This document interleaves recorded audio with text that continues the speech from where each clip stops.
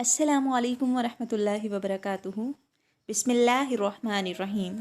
शुरू अल्लाह के नाम से जो बड़ा मेहरबान नहायत रहम करने वाला है। आज हम सीखेंगे बहुत ही प्यारी दुआ जिसे दुआए मूसा भी कहा जाता है। दुआ बहुत प्यारी है।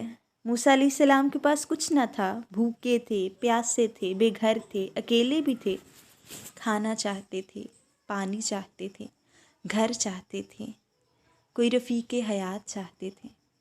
उन्होंने ये दुआ मांगी तो अल्लाह ताला ने सब कुछ अता कर दिया।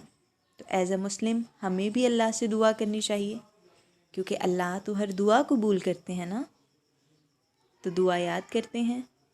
रब्बी इन्नी लिमा अंज़लत इलैया मिन खैरिन फ़क़ीर।